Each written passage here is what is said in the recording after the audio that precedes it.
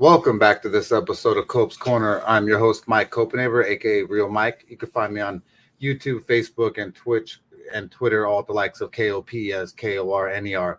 I'm stoked to talk about the past UFC, Santos versus Hill, which was last weekend, and then to go into depth of this weekend's Marlon Chito Vera versus Dominic Cruz going down in San Diego, California, just down south here from Los Angeles. So can't be more stoked talked about some bets and some UFC in our lives. But first and foremost, I'd like to thank first sponsor of the show. First sponsor I'd like to thank is Melon Brand Hats. It's a luxury line of hats that my boy Brian McDonald came up with in high school. Talked about how we'd have a hat line unlike anything else, intricate patterns, things in detail unlike anything else you've ever seen. The collections, they have different collections. They have hydros that are waterproof, thermal for when you're warm, adventure club for if you go out camping, Americana, the neon and pastel pack, a bunch of really cool stuff that really separates yourself from the pack. People wonder why sometimes these Melon Brand hats are more expensive. It's because when you're trying to be a little bit different than the rest of the crowd and separate yourself, you'll see when you grab one of these. So shout out to Melon Brand hats. Secondly, I'd like to thank FokaiStuff.com, FOKAI stuff.com. It's Guamillion gear. My boy Rome. You know what? Yeah, FokaiStuff.com. Sorry, I thought maybe they changed the URL all of a sudden. But my boy Rome from Guam came up with this Islander vibe wear. They have dope blankets for us to snuggle with. They have jerseys, shirts, hats, fedoras, usually all kinds of really cool stuff, fanny packs and beanies, and all the proceeds go over to the Guamillions over from Guam. So really can't thank them enough. And then thirdly, I'd like to thank is Stony Tark. If you go on Amazon and you look up Stony Tark's top tips on growing cannabis, my plant is featured there on the cover of that book. So make sure you go get yourself a paperback and support us for all of the stuff that we do. And last but not least, I'd like to thank my boy Sua, Brandon Sua, been a childhood friend, one of the best dudes ever and the best attorney that there is. He practices family law, criminal defense, and personal injury. Whether it's criminal defense or personal injury, I have a first-hand testimony that he is the absolute best that there is, and that his firm, they just are really good at just providing details of your case. And if you have problems with some crooked cops or DAs, he's just definitely the best dude to hit up. So shout out to Sua Law Group, makes it possible for me to go live here on StreamYard. The co-host for the night is my man, Mr. B, the MMA guy. How are you, my dude? I'm good, man. I'm good. How are you? Wonderful, man. Stoked to have you here as always. What up, Hunter for Life? Appreciate you being here, my dude Will. As always, glad that you're doing good. Watching Bellator and cashing tickets. So I like to hear, dude. I know I like to. Sadly, we got to go on the night after the weigh-in. The weigh-ins mean a lot to me when I'm doing betting. I like to see the body language. I like to see the energy of the people. And so Friday after the just seemed to be the better night, even though you would get more views going off on like a Wednesday. Have a couple more days for people, but we lose. How many times do we lose fights? How many times did the whole card change by the time we got to Friday when we used to go on Wednesday, dude? Plenty of times, man. So how was things in the Bronx, the BX, New York? Hot. Hey, my balls is hot, and they fucking hot. Dude, you got to sleep with the AC on. Literally, you got to be blessed to have AC. Then you gotta, even if you have AC, you gotta be blessed. Then are you gonna run the AC all night long? Yeah, exactly. I mean, if you want to sleep comfortably, pretty much, or you gotta have a cyclone of fans that are just going all over you to make you and your girl feel somewhat cool. And so over in Southern California, Los Angeles, Simi Valley to be exact, it's been 96, but feeling like 102 with humidity. And I know Mr. B's been saying the same. So hopefully all y'all are staying cool. I think it's just a sick joke that they're playing on all of us. They're like, oh, look at these fools. We're going to charge them all this money for gas. We're going to charge them all this money for food. We're going to stick them in their house, and then we're going to shut off the power on these fools and have their fucking fridges all die. That's sadly what I'm really scared of, is if all of us fill up our fridges, right? Then in one power outage, that's a lot of money. You know what I mean? So yeah.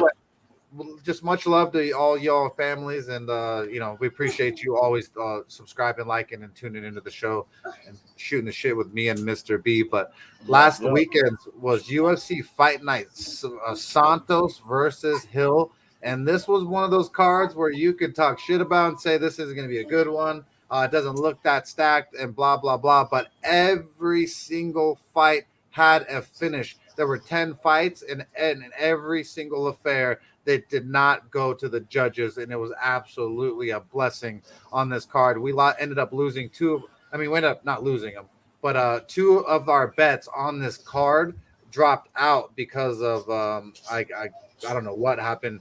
Jason Witt, like I said, was so scared that he got COVID 1 week, and then the other one was Ariane Lipsky. So this week we're going to be talking about that, even though we lost it last week. But last week card was fire, huh, B? Oh my God, man. The fights were awkward matchups, but damn, no decisions, all finishes. You can't ask for a better card, bro. You can't ask for a better outcome to a card.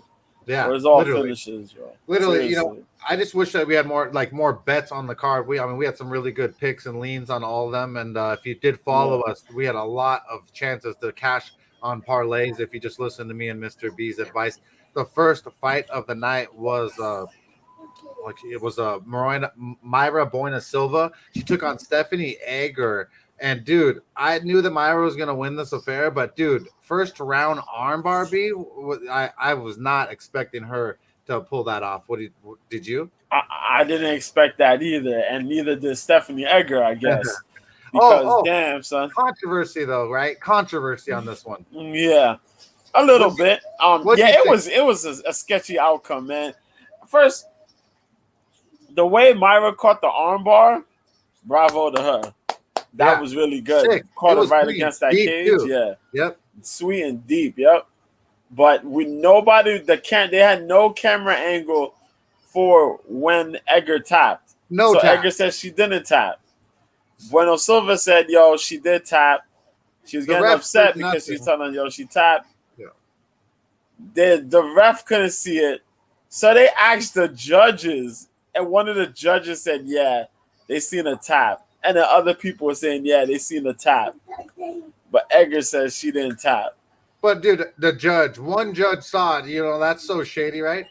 Yeah, it's shady. But Myra said that she felt the tap. That's why she let go. And that's that. It is what it is, man. Myra Bueno Silva got the win. Hey, it is what it is. I was happy as shit. I picked her to win. I believe that she was even dog money that night, but let me double check. Yeah, she was. She was dog money. So, it was I'm not complaining at all. My one buddy was pissed off, and I was like, I do not give one fuck. I do not care at all. All I care about is winning. And like I said, on my degenerate side, picking Myra Boina Silva to win that fight. I felt like it was an easy call, and it ended up being one. But the next fight of the night was one that I thought would be a little bit closer. Corey McKenna took on Miranda Granger. Definitely not Danger Granger, because she does not have anything to be in danger of. Corey McKenna subbed her with a Levon flu choke. Might have been the first one at 115 pounds, huh, B? Yeah, it was. And it was really good, man. Granger couldn't even establish a proper jab, man. Corey got through, used her boxing, her little arm reach. I thought the reach was gonna be big time problems for Corey. Corey slipped through them things, man, and got the takedowns. It was like Jesus, man. And then the second round, Miranda was trying to defend a head and arm. I don't think it was she was trying to defend a head and arm choke, or she was trying to defend Corey trying to get up on full mount, but Corey just managed to slip the Von Flu choke in, man. Yeah, good job. Sick. Good job. Yeah. Very, very sick, though. Another fight, a fight we had no skin in the game, and I'm glad I did not bet something like this. And that's why I don't bet women's MMA in the sense with this type of low quality fighters. Sorry to be rude, but Miranda Granger Danger was a plus 180, but still not worth really the money. But Corey McKenna, for as small as she is, she's pretty mean little girl. So we'll see how that comes to fruition. But the next fight of the night was the tough the Tough 29, I believe, finale or winner. Brian Battle took on Takashi Sato. And man, I had Brian Battle picked here to win this, and I told y'all that Sato has been knocked out and subbed in the past. And I actually picked Brian Battle by inside the distance because of the fact that I thought he would submit Takashi Sato, and he ended up KOing TKOing him in round fucking 1. Made me look real good. I knew that fucking Pooh Bear was gonna do it. How about this fight, B? Man, I can't believe Sato got his ass slept, man. Slept. That boy got slept. He got slept with the pushover with the head kick, man. Yep. Less than a minute. Within a New York minute, he went to sleep. That man was done. That man was like this in mid on the floor like this, just frozen. Yep. I was like, come on, man. Damn, Sato. Yeah. Sato, you went to Sanford MMA for that? Yeah. Man, they did you dirty, but yeah, it is what it is. Yeah, so the negative 280 cash there for Brian Battle. I felt like it was going to be an easy one. I felt like he was just too big. You can't trust I tell you, go back to people's records, look at their past, and the past. It's a history of the fucking person. If they get subbed a lot, they have a fucking submission weakness. They get knocked out a lot, they have a fucking knockout weakness. If you are betting on someone that has a submission weakness versus a jiu-jitsu guy, you're dumb. If you're betting a guy that fucking has a TKO weakness versus a fucking striker, you're dumb. And so this is one of those ones that there are people just throwing all kinds of money on Sato. I'm sure that the Vegas cleaned up on that affair there because you do want to believe that Sato could do something there, and he did not beat. Bro, so, Aaron Jeffrey, hold on, my fault. But Austin Vanderford just got finished by Aaron Jeffrey in the opening bout of Bellator 284, dog. Yeah. Aaron Jeffrey snuck him with a left hook, with a right hook, and then hit him with just some ground strikes, bro. God damn. That's what I like to hear. Mr. Van Zandt fucking went down. But God damn. After that fucking weak-ass picture that was circulating about it, that dude was not getting no blowy from Paige Van Zandt in that picture there. Let me tell y'all fools. If you really think that like in that photo that he was getting dome, like fucking you're tripping, bro. He was not getting no dome. There was no pants down. If you're getting dome, you're getting dome. Pants down all the way. There's no need to be down, bro. Very rarely do you sneak it out the zipper. And if you do sneak it out the zipper, bro, you got a baby gummy to be sneaking out the zipper and fucking trying to face those teeth on the fucking pants of yours, bro. So I don't believe that was a real deal blowy going on with Paige Van Zandt and so blah blah. And I don't know if Paige Van Zandt knows this, but there's porn stars for free on Google. You could Google better stuff for free. I'm sick of this Mr. Van Zandt fucking dude, bro. So I'm glad he got fucking slept, dude. He should go back in bed with his girl because that's the only thing good he's got going on, and it's not even that good. But let's get back to the UFC. The next fight of the night was Mahal Zajac took on Sam Smiling Alvey, and I told y'all before I disrespected Sam Alvey. I said there's no reason why he should be here, and Mahal's boxing was way too sharp, and he fucking slept. Sam Alvey KO TKO round 1. There was no smile to be found. He needed to fucking find a dentist after the ass whipping that he got. What about it, B? Yo, what is there to say, man? Sam Alvey, last fight. You know, if you don't know, now he's been released by the UFC. Man went in there. My boy Mahal cut weight. I've always said it. He was too small for a light heavyweight, but he made it work. He came in, debuted as a middleweight, and he was going to beat the brakes out of Alvey. A lot of people thought Alvey was going to win it. I said, y'all don't know who he's dealing with? And he did exactly what I thought he would. Exactly like we said he would. He went in there, moved, cut them angles, boxed the hell up out of that man, Sam Alvey, and put him away, man. Great the first striking. Round. Great striking, man. Crazy. I ended up going because he was negative 600. I ended up hitting the under here, and it was fucking phenomenal, man. Yep. I felt like the boxing was going to be way too crisp of Mahal. Even though there was a little size and experience of Sam Alvey, I didn't get fooled there, and we did not. Yeah, Mahal wasn't gonna let him touch him. No, Mahal wasn't gonna let no type of grappling go on him. Oh wait, too fast for that. So, super happy for my guy, man. Man, this card was so good. Now going through it right now, it's been a long week with just the heat and just with the with work and family and everything that goes on with everyone's life. So no complaining. But now going over this card again with you, B, I just remember how exciting everything was, and it just kept fucking going. Word. The next fight of the night was the first fight of the main card. Terrence TRex McKinney took on Eric Gonzalez. And fucking T-Rex came in there with a wrecking ball and a hammer and came and dropped the fucking Thor dick down on Eric Gonzalez and gave him that and got him in the submission and via round one, man. Absolutely just did whatever the fuck he wanted with this kid. I don't major mismatch, man. What do you say, B? There's nothing to say. Nah, that was pretty much a little bit of what we expected.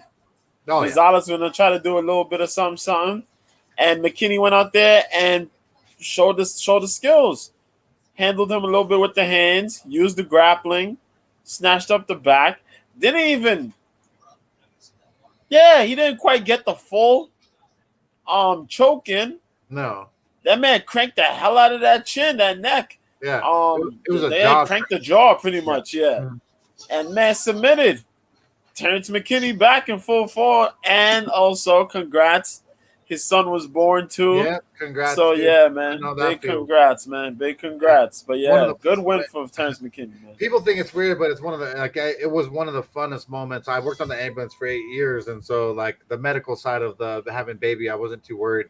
I had so much. I love camping too, and so it was like camping at the hospital while you're waiting for your baby. And over here in Simi Valley, California, we were very blessed. Simi Adventist Hospital, their maternity ward, it's just fucking crazy, man. They literally set 2 times I've had kids at the hospital there, B, and every time they give you a celebration dinner the night after the baby, and dude, it's like filet mignon and fucking like green beans and like. It's like a real dinner, bro. It's like it's phenomenal. So shout out to T-Rex for the phenomenal not only the fight and domination, but your first son, because having a kid is phenomenal. But you will not be sleeping or getting a lot of putty from your girl for a while, bro. just be real. You're gonna have to use old Pamela for a bit. So the next fight of the night was Augusta Sakai took on Sergey Spivak. And this is a fight here I did not care at all. Told you last week, absolute garbage. Don't care about neither of them. I think I picked Sakai here, but this fight was a back and forth. Actually, it was pretty decent though, right, B? They were banging each other. Almost Sakai had Spivak, and then Spivak ended up TKO on round 2, right, B? Or did I get it wrong? It was it was not close? Somewhat. Sakai was handling him quite a bit on the feet. Okay, that's what I thought. That Spivak was using the wrestling. Spivak's wrestling came through quite a bit for him in the fight. But there was some opportunity that Sakai had, but it was just the wrestling. It was just the wrestling that kind of beat him. Eventually, there was a TKO if I remember correctly.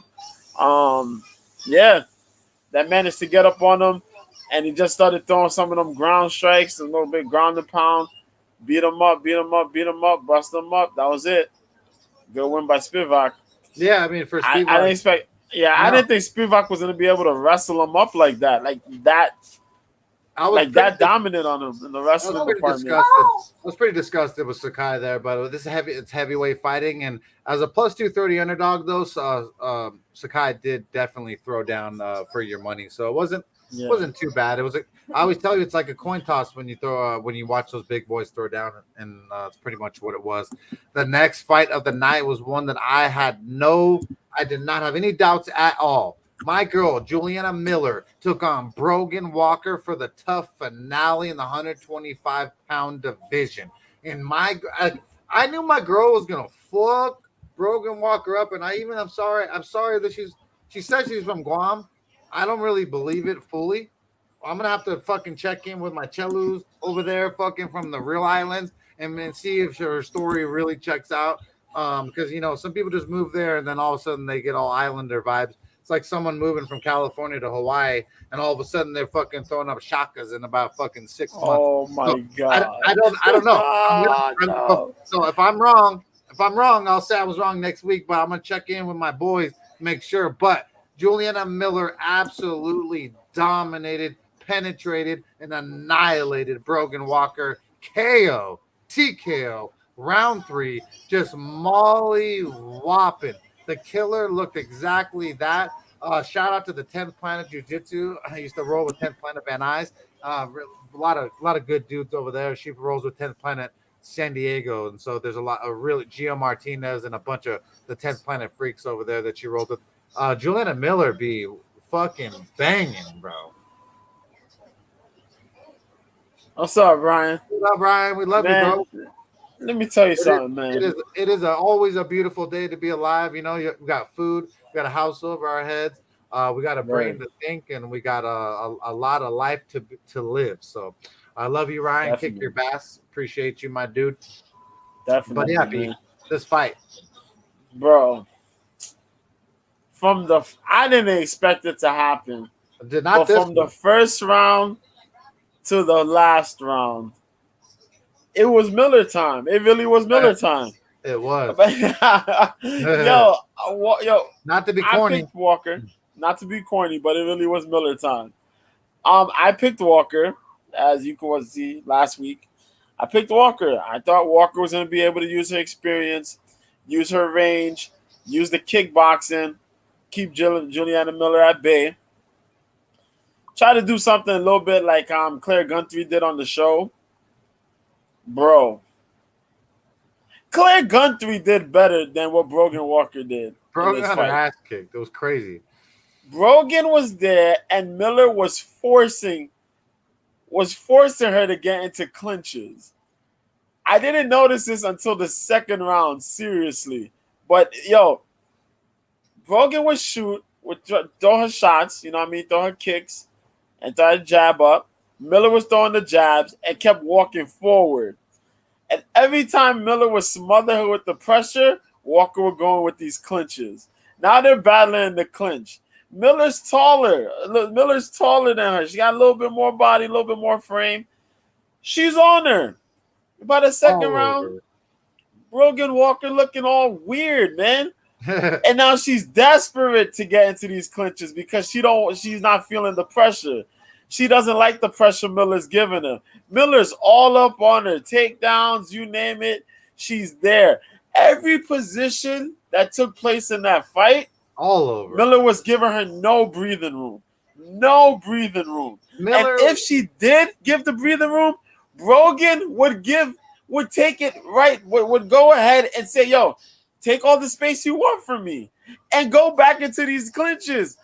What are you clinching for? You're getting beat up in the clinch. For every one knee Brogan Walker would throw, Juliana Miller threw more.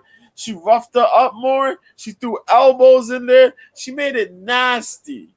It was sick. When the third round came, that was it. Brogan had nothing left to give. And Miller beat her up, took her down, got that TKO, then went full DX mode, hit her with the crotch chop, yelled at her ass, and just started celebrating. That fucking DX, suck it, baby. Good. God damn, what a good job, bro. Oh, I loved it. I love bringing that old school wrestling, especially for she's 26 years old. For her to know that wrestling reference means that she either was brought up around it her whole life, or she's gone back to look at the old fucking Generation X suck it video or fights back in the day. And that's why, I used to drop my intro was the Generation X intro music, right, B? But we kept getting flagged on YouTube and all kinds of jibber jabber, even though I had my own video cut. Obviously I was using the song because it was sick. Yeah. But either way, it is what it was. So this here was pretty much the only bet of the night. Juliana Miller cashed +1 unit. She was just a slight favorite. I told y'all that it was going to be an absolute just easy work, but not this. This was a little bit too easy. I was almost pissed off that I knew that she was going to win easily, but not this easy, B. You know, like ass whooping, beat the piss out No, of her. that was bad. I even said that Brogan was gonna be older, that she was gonna be shorter, that all these things, and it just all came to fruition. And Miller just looked phenomenal. So catch that bet there. I was really stoked just to at least get that because two of our other bets got canceled in general. So it wasn't a very exciting night in general for the fights, but it is what it is. We if you listen to our leans, we were right on a ton of them.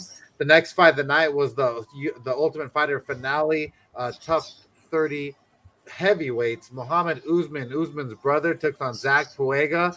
And man, this fight was a banger, back and forth. These guys both had respect for each other's hands, and almost either person could have died in this bout. And Zach Puega ended up dying and getting annihilated by Muhammad Usman by KO TKO in round 2. Usman claims the throne. Pretty fucking badass scrap here for these heavyweight dudes, right, B? Yeah, man. Good feeling out processes we seen there. Heavy shots. There was like about a minute of feeling out, and then the rest of it was like, let's throw heavy hands. They both threw heavy hands, man. Puega was showing off his boxing. Usman, there's one thing I've noticed about Usman during tough. His form, he's still trying to find his form in his striking. It's kind of improved by his patience. He learned from the show and took it to the fight here that his patience. He was very patient. He was trying to find his shots. His form improved quite a bit, but he's still going to need to, tinker it a little bit. But he did his thing, man. Second round came out. He was feeling a lot more calmer, a lot more cooler. Puega was throwing some shots. Puega stepped in to try to throw something nasty. Uzman said, nah, brother, hold my beer. Caught him with a clean left hook. And that man just sent Puega catapulting to the other end, man. That man just flew out, fell on the floor like Jesus. That was it, man. Hit a quick Jesus pose. He was out. That man was out. He was dead. Cold. There was a couple times this night where I was like, damn, these motherfuckers are dead. So, yeah, there was. There was. Phenomenal fight there.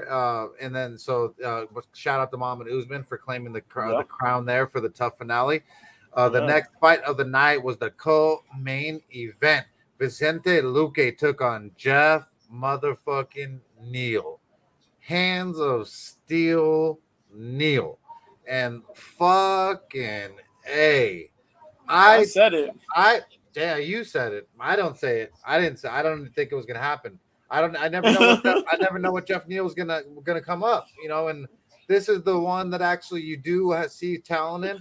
Jeff Neal beat the fucking beat the scarecrow fucking beak off of fucking Vicente Luque. He taught him that he ain't a striker, he ain't about it, that he's only good on the ground when he has a little bit of a striking edge. And so, man, Jeff Neal looked fabulous here, dude. B. Sure. I don't know what else I can say, man. What I try to tell you, man, I say, Luque is gonna be a good fight, but we gonna see the form of Jeff Neal. Cause Luque is good, but that man Jeff Neal was just coming from that Ponzinibbio fight, and I said I'd be damned if this man gonna lose this fight to Luque. Hell, man. Now, Luque was very dangerous because he has his submission skills, and I will say Luque effed up on that. He played it too much on the feet. Should have tried to get a little bit more takedown. Should have tried to put that jiu-jitsu on your boy, but he didn't, and he paid for it. First round was pretty good by Neal. Neal did what he did, the range striking. There was some clinch up in the cage, but a lot of the range striking. Luque came back, putting on the pressure and working the head and the body. I give him his credit with the occasional leg kick, but it was the third round. The accumulation of shots, too much, man. And that man, Jeff Neal, turned up, and that was over for Luque. Luque's breaking point was there. He absorbed too many shots, and that finishing sequence, holy shit. Like 8+ uppercuts thrown in the corner there. A bunch of straight shots and some hooks, a clean left hand buzzed that man right through his guard.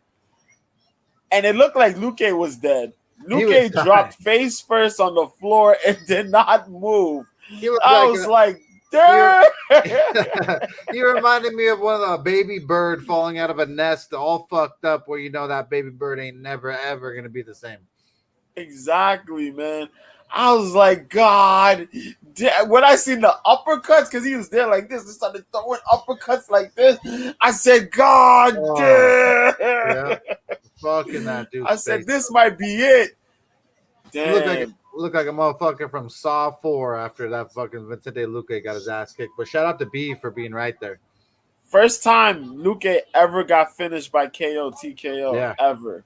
Yeah, he's taking some abuse. He's taking some abuse though. To be honest, but he definitely first time for sure. But Jeff Neal beat the fuck out of him. He was dead. He would have died then. Now 5 years ago, Jeff Neal I think just had it for Vicente Luque, and he showed that when he beat the absolute piss on him. The next fight of the night was the main event, and it was exactly the same thing, an absolute ass kicking. We told y'all we love fucking our boys Jamal Sweet Pea Hill here. And I even said inside the distance in case he did a submission or KO TKO. Yep. And Jamal Hill defeats Thiago Santos via KO TKO round 4. Our boy Jamal Sweet Pea Hill beat the fuck out of Thiago Santos. But Thiago Santos is so fucking tough. He kept taking fucking some abuse, kept coming in there throwing defensively. But man, dude, Jamal Hill's the real fucking deal, B. Yeah, good fight. Santos went a little bit off the script. He started using takedowns. I got worried, man. He did throw big. He was throwing some shots, boy. Dude. He threw some spinning back kicks, a couple body kicks, none of them big hands he be throwing. But he mixed it up with wrestling. I was a little surprised. I said, he's going for this wrestling, and he was getting aggressive with these takedowns. I think that played a problem in the long run because he did get some takedowns on Hill, and Hill did get tired, but Hill was resilient as hell to get back up, though. It wore on him. It wore on him for quite a bit. It caught him off guard as well. But, like you said, man, they started throwing some shots there in the third. Yeah, they threw shots in the first. The second round was a lot more wrestling. Third round, they really went for it. And that fourth round, man, boy, oh boy, they threw caution to the wind. Both of them were cracking each other. And let's give props to Jamal Hill. He took some hell of a hellacious hooks to the face, boy. Busted up his own eye. His eye got busted up. Yeah, his left orbital. He took some shots. I said, this dude didn't fall. What? But, man, big show out. Jamal Hill picked up the win, the 4th round TKO. Unfortunate because now, Santos went 1-5 in his last 6 or something like that, or 1-4, 1-5 his last 6. Unfortunate, man. But Jamal Hill climbs up the ladder now. We see what happens with Santos, man. But damn, that's it. Great fight, great main event, and an end to a fucking spectacular card. When you thought that no fight could get any better, it was just finish after finish and absolute domination. And if you followed our leans on this card, me and Mr. B had so many reads right that you could have hit like an 8-fight parlay, whatever you wanted, pretty much in the sense because there were just so many of them that they just were fucking spectacular calls. So. Now we got this week's event, which is most important, because it's not what have you done for me, it's what have you done for me lately. And so with this weekend, it's Marlon Vera versus Dominic Cruz. And this should be a great fucking affair going down in San Diego, California. So that means usually when it's in San Diego, it's going to be a little bit earlier than a normal card, and it's going to be going down at 4 p.m. Eastern Standard Time for the boys over there in the Bronx where B is, 1 p.m. Pacific Standard Time for us over here, so a little bit earlier, and I'd love when it's a little bit earlier because we get fights earlier. So this card should be a fun one. There's a lot of names that me and Mr. B will know, a lot of people should know, And if you don't, even if you don't know, you'll end up loving some of the fights that do go down on this card. The first fight of the night is Yusuf Zalal takes on Damon Blackshear. 1 second. I'm on the wrong card. Damon Blackshear is 12-4. He called himself the Monster. He's 28 years young, 5'10 with a 72.5-inch reach on a 4-fight win streak. He last took on Josh Smith and he won by rear naked choke round 3 at the CFFC. And then he took on DeAndre Anderson, won by rear naked choke. This dude, when he likes to win, he likes to bust out his jiu-jitsu, and he's very, very strong.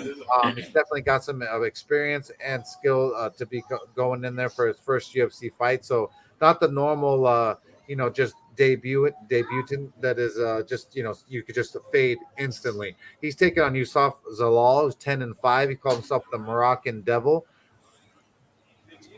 The Moroccan Devil. He's 25 years old. He's 5'10 with a 75-inch reach. He's on a 3-fight losing streak, fighting out of Denver, Colorado, out of Factory X Muay Thai. So they train at elevation. Usually have good cardio. He definitely does have good cardio, decent striking. Last loss to Sean Woodson, super long for the division, lost a split. Siwon Choi lost unanimous. Ilya Tapora unanimous. This dude pretty much, he's had a real tough kind of upbringing here in the UFC.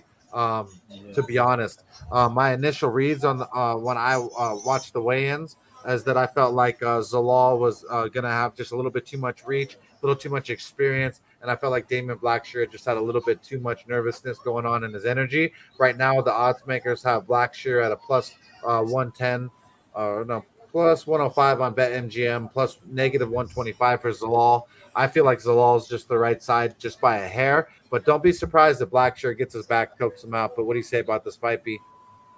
It'll be a really tricky fight to read, man. Zalal's a good guy. Zalal has been thrown to some of the wolves in the division, though, up in featherweight. This will be his bantamweight debut. He's not going up against no slouch in Blackshear, though. Blackshear, if anything, his one weakness that I've seen has been his he's lost to some wrestlers. In the 4 losses, he lost to Sabatello and Sabatini. Good wrestlers. Good wrestlers. Yeah. Good wrestlers, grapplers, no slouches, man. And what up, T? Love you, bro. Appreciate you. What's happening, dude? Yeah, man. So we definitely faded that bum.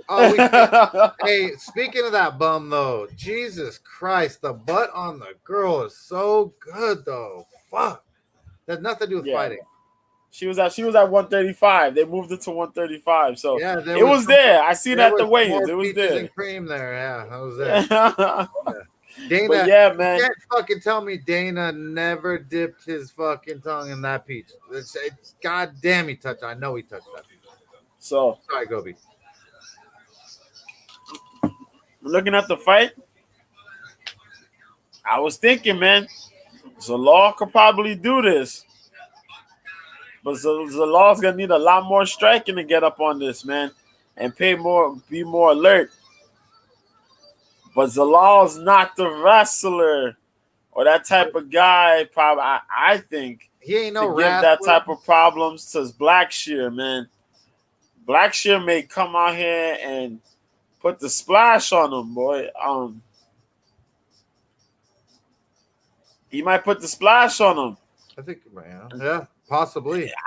He might. He just might. It's a very scary fight for Zalal here. But Zalal's at the brink, you know what I mean? He might get the win here. He might. I want to say Zalal. My heart want to say Zalal. I know. My brain is saying Blackshear might actually come in here and upset something Zalal. Fishy. Something fishy going on. I feel it. Something very, very, very, very. And this dude Blackshear's on a 4-fight win streak, man, outside of the the UFC before coming over here. So it's just like, yo, this is very, very scary, man. You gotta think about it. He lost to he did lose to Chris Moutinho though. Yeah, but that was a little early. That was back in 2018. That's the question mark loss I have on his record. Big time. That had me like, well, yeah. But Danny Sabatello, Pat Sabatini, and a while back in the amateurs, he lost to Tony Gravely. So it's like, big time wrestlers beat him. Zalal's not that big time of a wrestler / grappler. That's what I'm going with. Heart says Zalal, but brain says Blackshear.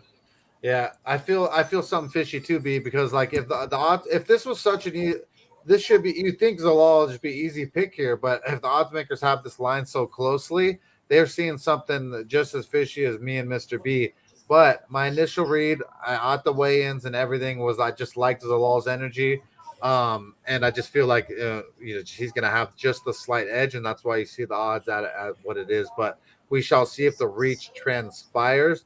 But you're right. The dude's Achilles heel is wrestling, and he really has not had Zalal's not a fucking wrestler, and he's not gonna become one in one fight at that. So, I hope your rib is doing good, fucking Ryan.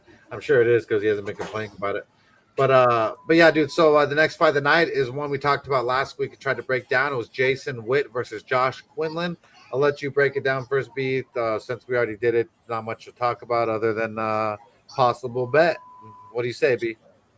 So we seen this. I watched the weigh-ins. I caught the weigh-ins. Yep. Because I was gonna miss the weigh-ins, but I seen the weigh-ins. Josh Quinlan looks like the killer, just like he usually does. He looked great. Yep. Jason Witt looked good. This is going to be a catch weight bout, if I remember correcly. Yes, near 180. Yeah, like 180. Yeah, 180. About 180. Yeah, 180. Now some people are saying, Witt may fill up a little bit more. He'd be able to wrestle. But just the same energy we had last week, we're bringing the same energy this week. Yeah, we can't fuck Jason Witt. Fuck Jason Witt. Jason Witt getting annihilated. We're putting that if you want to put something, we put 1.5 rounds.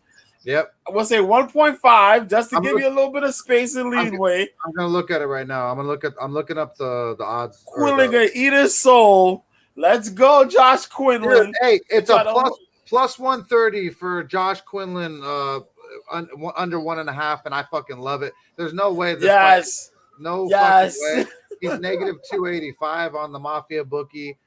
So I'm going to be throwing down one unit on the plus 130. I feel like there's just under 1.5 is an absolute gift to get the absolute favorite. You get the absolute fluke in case Jason Witt ends up what's doing up, something.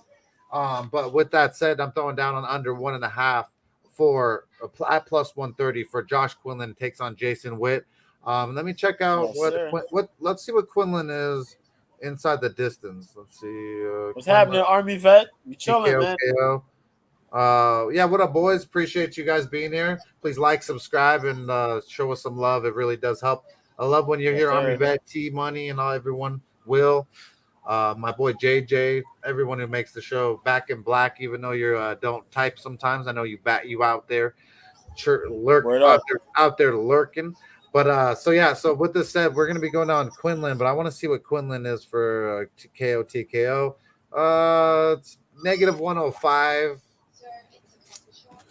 Yeah, they're not gonna give you much for the KO because you got the KO.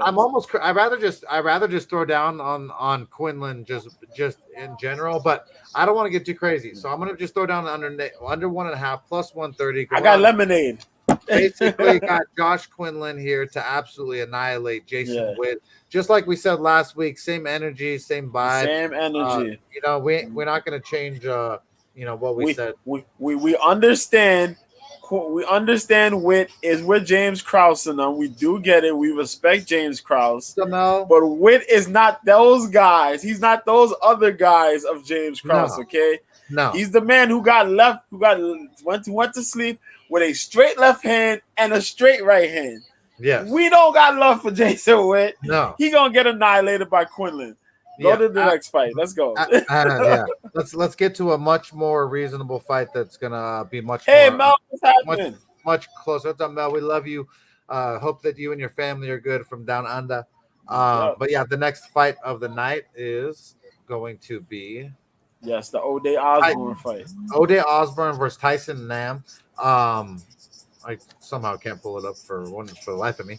Yeah, Tyson Nam is 20 and 12 and 1. This dude is OG, 38 years old, 5'7" with a 68-inch reach. He's on a one-fight losing streak. He usually fights over here or trains over here more on the mainland of the United States, but he went back for his camp over there in Hawaii and has been training with Max Holloway's coaches. I expect him to be fully prepped for this bout. He last took on Matt Schnell his last time, lost a split decision. Matt Schnell, obviously we've seen Danger Schnell fucking doing the thing as of recent, so you can't even like hate on that loss.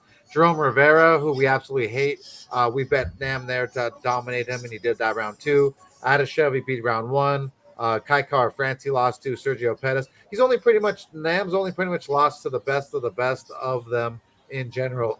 O'Day Osborne's a striker, very agile, athletic, the Jamaican sensation. He's 11 and 4.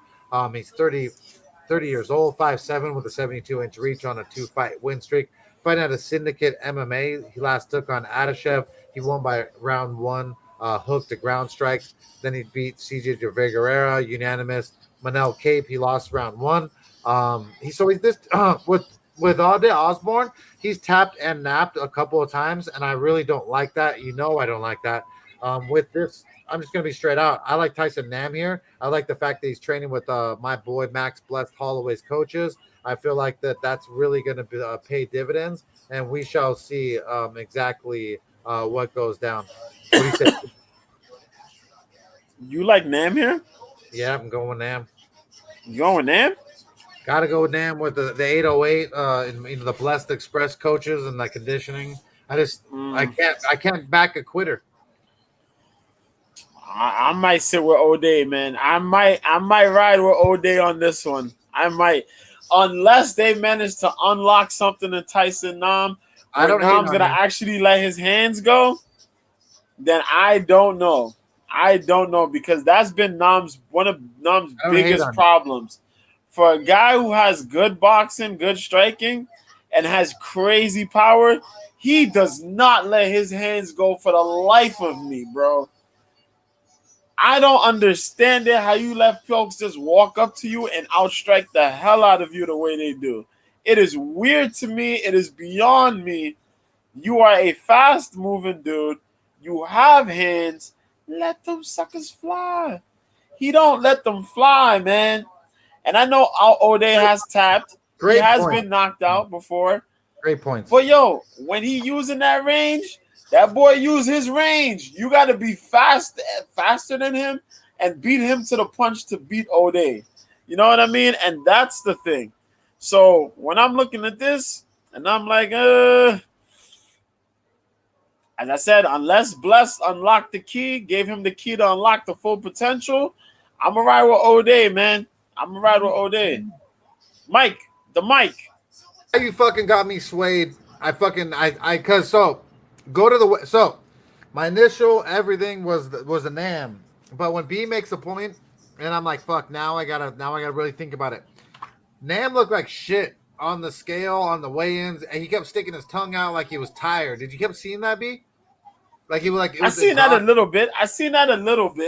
It was weird. But that could just be him flexing a little bit. His lady was with him. His lady was out there.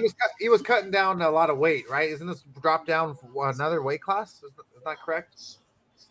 Could be wrong on that. But no. He's in flyweight. He's a flyweight. He's getting old though, and the cut. Thank you so much. Is getting hard at 38 years old. I just don't feel like he took the cut. I don't think he took the cut very well.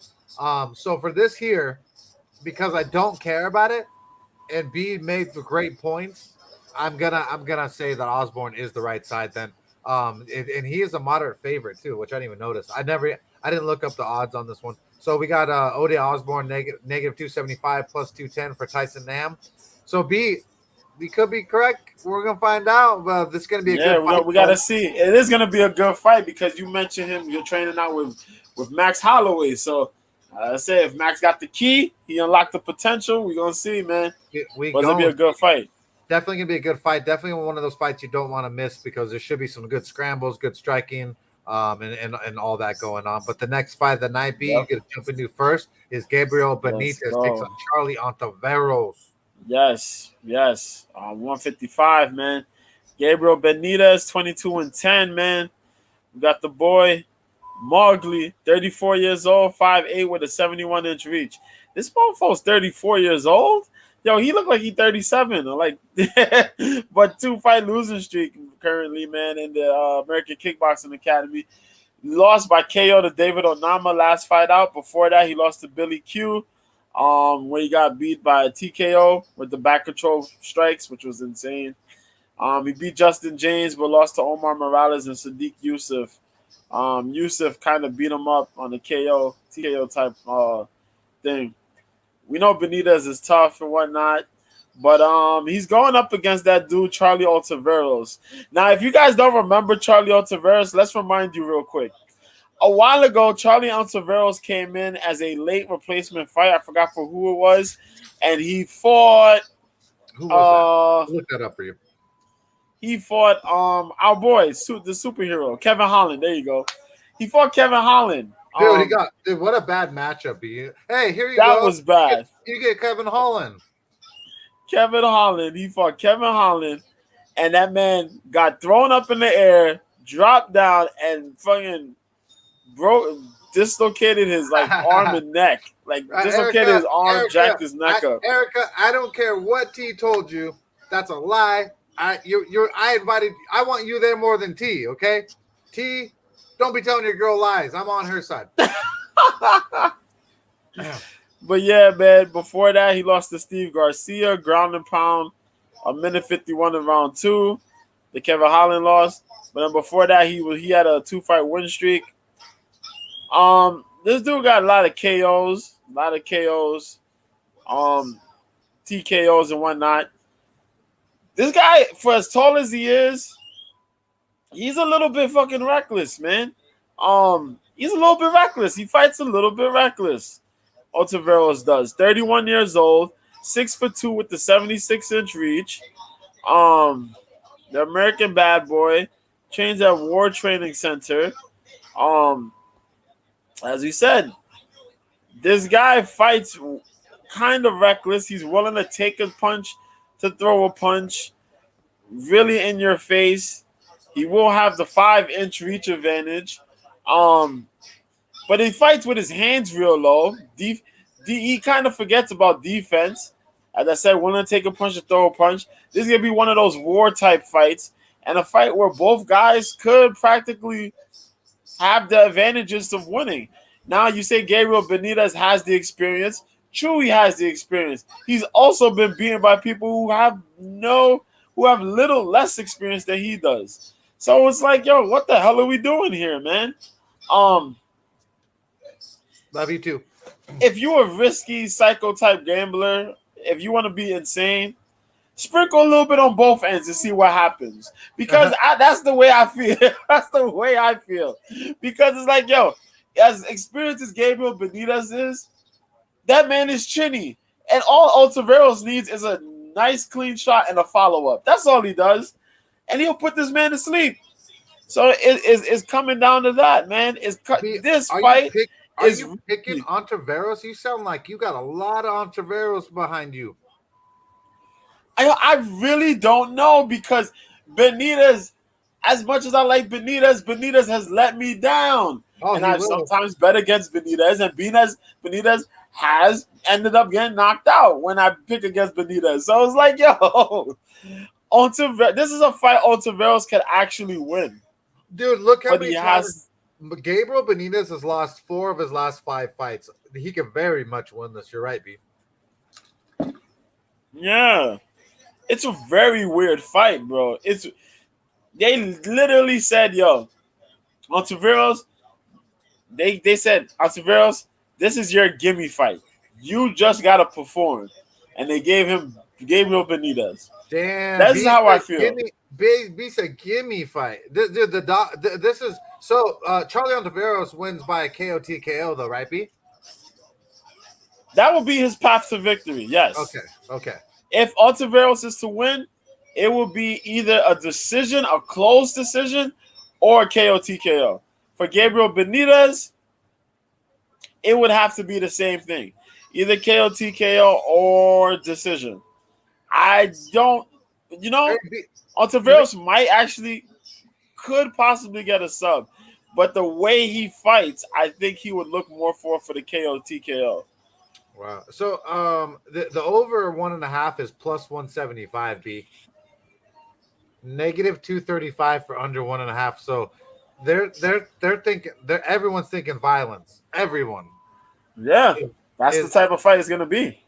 So with that said, now would you what do you think what's the best way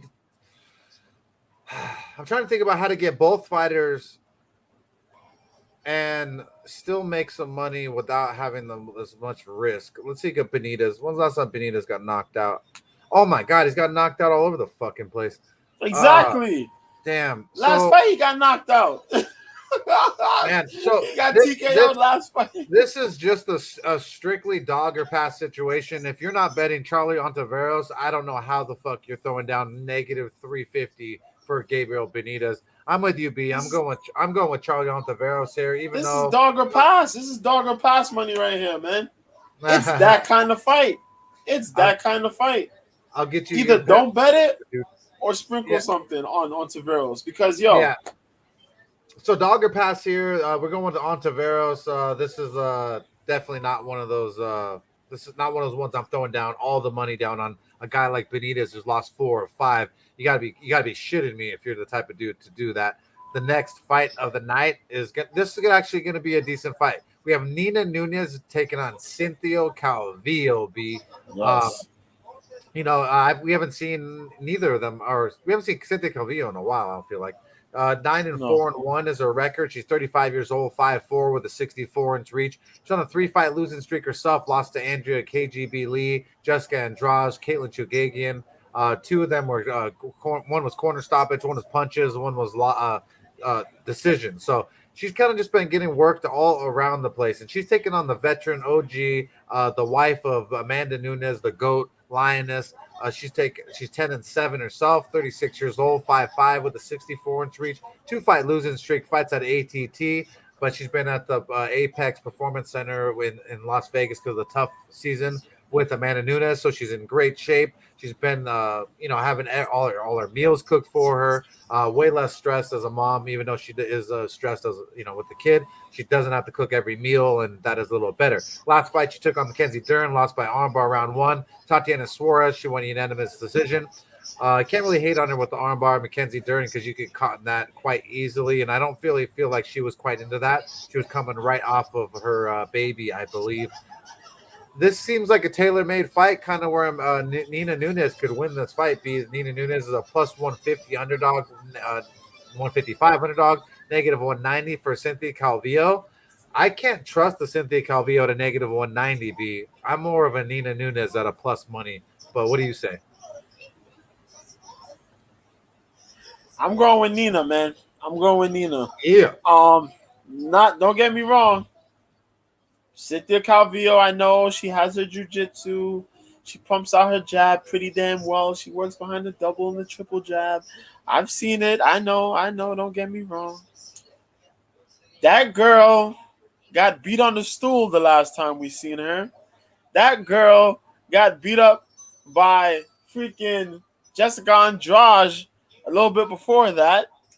I am really not in the mood to be like, yeah, Cynthia Calvillo, I believe in you. You got this one. Nah, man, I'm not doing that.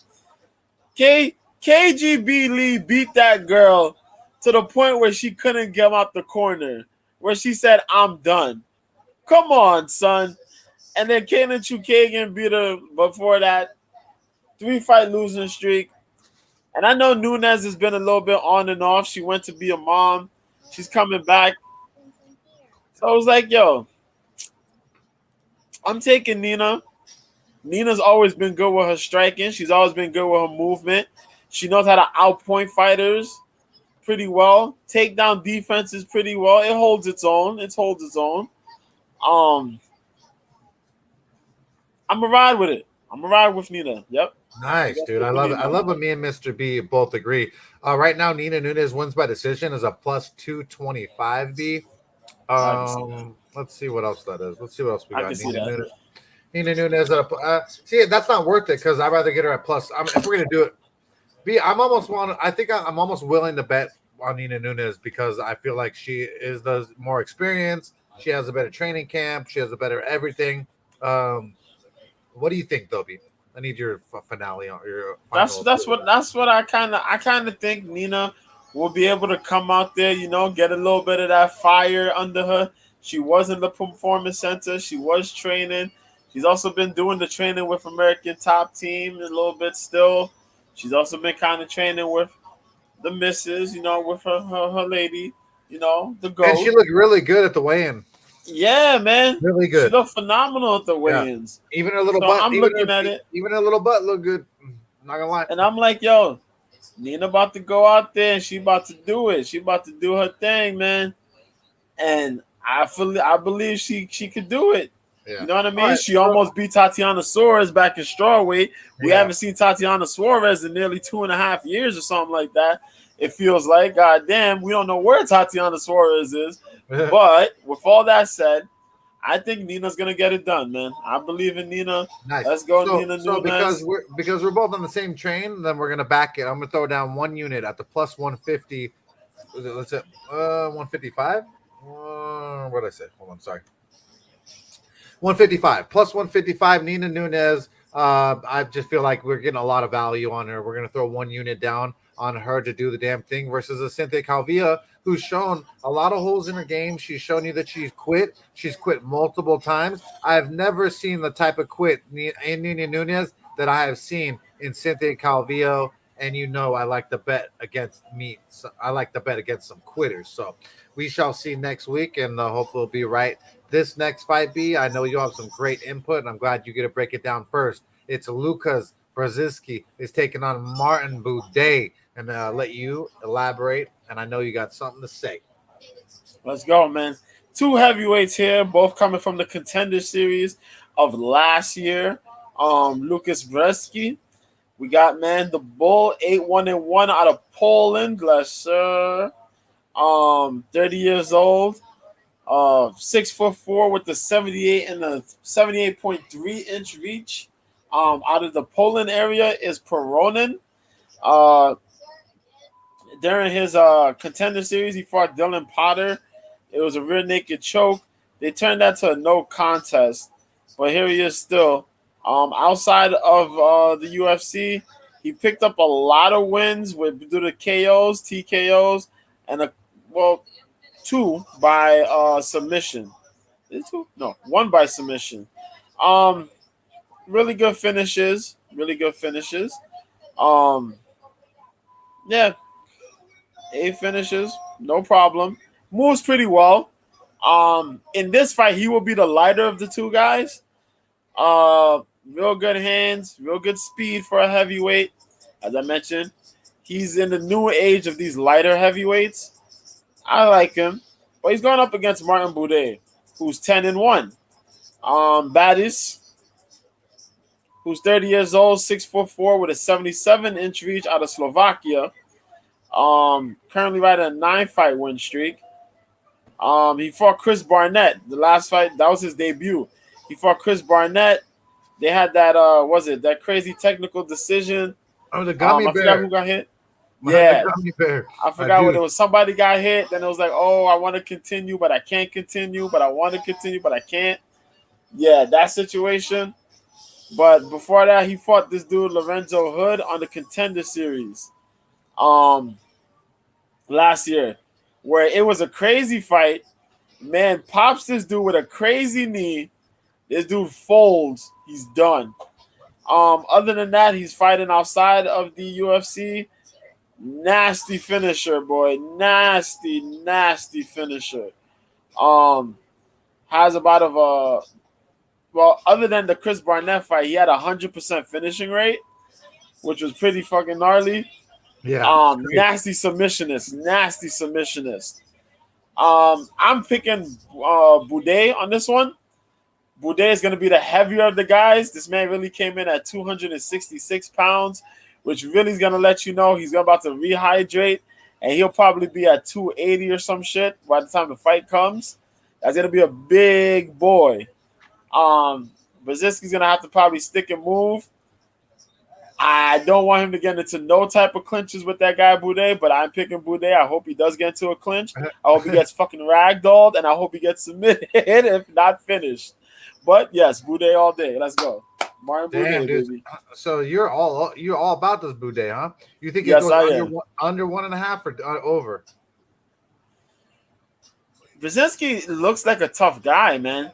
He does. But he looks like a really tough guy, man. I wouldn't risk it. If there's a way that you could put it inside the distance, but not,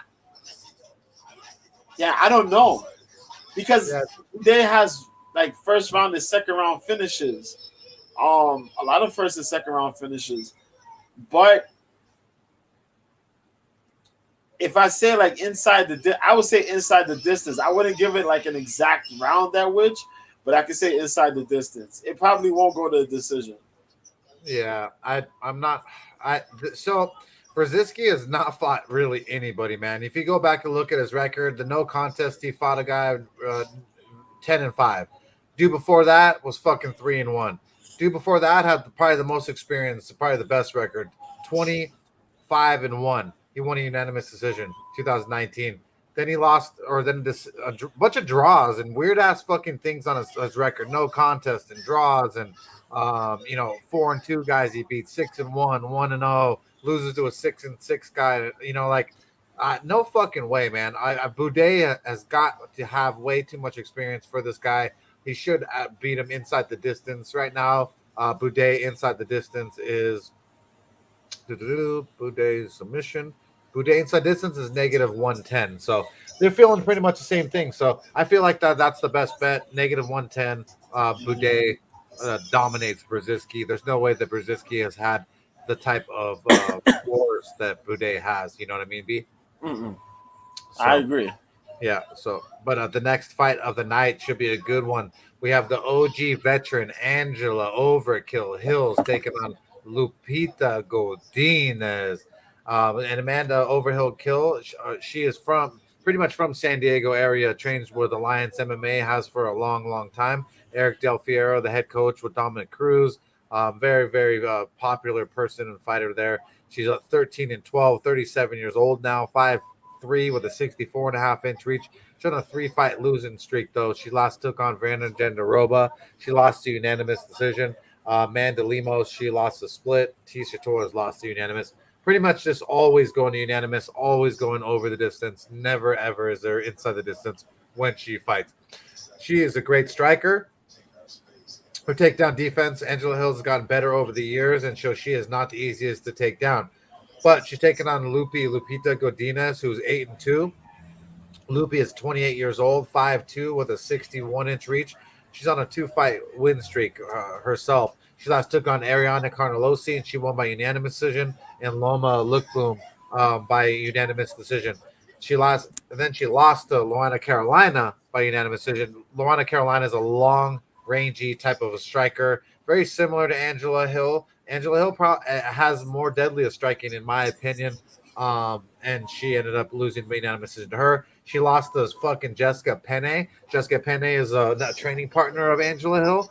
And so that's another one. She has that on her side. I don't think Jessica Penne lost that fight, though. I really believe in my heart that Lupita won that fight, but they ended up giving it to Jessica Penne for some reason. This fight B is a very weird one. It seems like a very easy. Angela Hill's just gone in with the best of them. She's proven more to me. She's a plus 260 underdog versus the -350 Lupita Godinez. That's so disrespectful, B. What do you think about this, bro? This is a very interesting fight. And at one point, I was going to say, I'm going to take Angela Hill on this. Yeah, I know. Now it's because it's a catchweight and it's at 120. I can't do that. And there's a big reason why I cannot do that.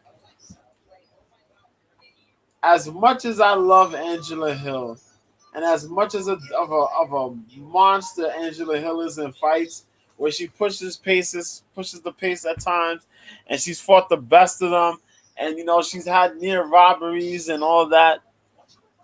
Yo, Lupita, her biggest strength, it was one of Angela Hill's weaknesses, man. That's gonna be that wrestling. Her biggest strength is her strength, B. Yo, you can't. Yo, Angela Hill is tough, and she comes out there and does her thing. But Lupita is coming in at 120. She lost to Luana Carolina. I understand that, but Carolina was fighting as a damn flyweight. She technically fought at one point as a bantamweight. So we throwing that one in the jar somewhere and keeping that there unlocked. But other than that, yo, Lupi's coming in here full force. She's been training. She's going in there like a bull. She's gonna work on Angela Hill. She's gonna pin Angela Hill down. We know she's gonna be willing to take some of those strikes from Angela, and she's going to wrestle Angela. She's going to out hustle Angela Hill. There'll be no. And I know Angela Hill could hustle people on the feet, but it's because Lupita Godinez is going to hustle her to the ground and try to pummel her. That's going to be the biggest problem. And I know that's what's going to end up tanking Angela Hill. We know Angela Hill beat up Lemos, but Lemos wasn't even trying to go and wrestle Angela Hill. She was trying to stand up and bully Angela Hill with heavy, hard-hitting power and all that, and that didn't quite work. Lupita's going to smash mouth Angela Hill, man. Damn, it's one of those crazy things. And I wanted to pick Angela Hill bad. This is why this shit hurts me. Because it's like, yo, I want to. Why do I want to? Lupita's not going to drain. Lupita doesn't have to drain herself to get to 115 much. No. Even though it's kind of like, it's a somewhat drain. Somewhat. She's strong as fuck. But she's strong as hell. And she's going to get hydrated. And we're going to see that frame of Lupi. And Lupi going to muscle up, man. Yeah, and that's just going to be frightening. This is why I love having B on the show, is that he elaborates further, and you could just really get in like almost like a in-depth view of what you can foresee in the fights. And I just, you're right. I think, Angela Hill, she's gonna have the reach advantage. Yep. She's a better striker, but you can't strike if someone is up on your shit. Double leg, single leg, picking you up, slamming you down. Double leg, single leg, picking you up, slamming you down. Double leg, single leg, picking up, slamming you down. She needs to do that for basically 1.5 rounds, 2 rounds. Lupita Godinez is gonna wrestle fuck her some caramel chocolate out of Angela Hill. And Hill don't have the jiu-jitsu to save her like Penne did. No, not even close. Yeah, no. Penne ragdolls Hill in jiu-jitsu when it comes to Alliance MMA. I know that for a fact. But with that said, I love your breakdown, B, and I feel I'm doing the same thing. Lupita Godinez is going to end up ragdolling, smothering. There's going to be absolutely zero space for Angela over Hill to do the damn thing. That's why you see the odd makers having it where they do. The next fight of the night is the first fight on the main card. It is Gerald Marchart, GM3. GM3 is taking on Bruno Dendada Silva. I'll let you jump into that first, B. Let's go, man. Also, to keep y'all updated, Alimale McFarland just beat Bruna Allen. Yeah. Split decision. 808. It was okay, man. It was a good fight. Good back and forth fight between the two. You see, I can keep my composure and still do this. Let's go. So we got Gerald Mearshart versus Bruno Silva, man. First we got Gerald Mearshart here. Gerald Mearshart, GM3, 34-15 is the record. 34 years old, 6'1" with the 77.5-inch reach out of Racine, Wisconsin. Representing that. What the hell? Aguilar Combative Systems, hand in hand with the Rufus Sport folks. Last fight he lost to Christoph Jotko. That was back in April. You know, Jocko's that guy, freaking lame. But before that, he had the 3-fight win streak where he beat Dustin Stoltzfus, Mahmoud Muradov. I'm still mad about that one. And Bartosz Fabinski. Beat all three of those guys by submission, which is crazy. Then he got smoked by Hamzat before that. But other than that, man, long time standout in the middleweight division. Good submission skills, nice kickboxing. We're gonna elaborate a little bit more, but let's go on the other side. Bruno Silva, blindado. Bruno Silva, man, 22-7. Our boy is 33 years old, 6 foot tall, with the 74-inch reach. Out of Cajazeiras, Paraíba, Brazil. There you go. Out of Evolucao, Thai MMA. Haha. 1 fight losing streak. That was against Alex Pereira. Other than that, he beat Jordan Wright by punches in round 1. Andrew Sanchez by standing TKO round 3. Wellington Turman, he knocked that man into the shadow realm. And on M1, he was whooping ass. And he actually had the light heavyweight title, if I remember correctly. Or was it the middleweight title? One of them. But he was on a crazy streak, man. But this is how it goes. If you guys watch this place, you watch Cope's Corner enough, you know that Bruno Silva has come through in the clutch for wins. As far as the bets go, Gerald Meerschaert can kick. He kicks pretty well, but he has a weird slow level output with his things. That man Bruno Silva hits like a Mack truck. His fight with Alex Pereira was insane. For Meerschaert got to be up in this man's face, and he can't. He got to smother Bruno with the submission skills, with the takedown attempts or something. But you got to get close enough to Bruno, and Bruno has such crazy striking power that is like, golly, man. A dude that was able to hold his own with Pereira is a dude that you got to respect, and he did that. And you know what I mean? I'm going to go with Bruno Silva still. I think Bruno's going to come out here and fight Gerald. I know Gerald's going to try to get as much of these takedown attempts and some of this grappling, but he tends to get a little bit too crazy on the feet sometimes, and he's going to risk it. And I know Bruno's going to try to clip him, and Bruno may very well clip him, and it may be night-night for Gerald Meerschaert on this one. I'm going to lean towards Bruno Silva on this fight. That's who I'm going with. I'm going with Bruno. Yeah, I'm GM3. I know you that dude, but we're gonna go with Bruno Silva. GM3 is very fluky, very much kind of like Paul Craig. You know what I mean? Yeah. Like just throws up submissions, randomly gets them or whatnot. But on the under 1.5 is -130. I was kind of digging the under 1.5, but what do you think about it? You think that goes over 1.5? Depends how Gerald gets into these. If he could get the submissions going, well, the takedowns going. If it gets, then it could be. It could be one of those rough fights where it probably goes a little bit past that round and a half. But if Bruno Silva could manage to land early and often, we could see that end within a round. Yeah. Kind of risky. Yeah, fight doesn't go to decision. It's crazy. Fight under 2.5. How much is Bruno by KO TKO? Bruno TKO -150. So they're not. It's better than the 300 they're at, but that's still not value, you know. So yeah, no value in it. The only value is the hope that GM3 probably survives 1.5 rounds, and you get the plus money then, you know. Yeah. Because it's so, but I think that there's over 1.5. I think I'm gonna pray that GM3 can last over 1.5 at the even money. I think that he can. If he tries to wrestle fuck him for 1 round and gets me that 1 round, I think he can survive the next little bit and then give us that half a round. So the next fight of the night is sorry. Yes. We got Ariane Lipski is taking on Priscilla Cachoeira, and we talked about this in depth last week. Obviously, Yes, you you know did.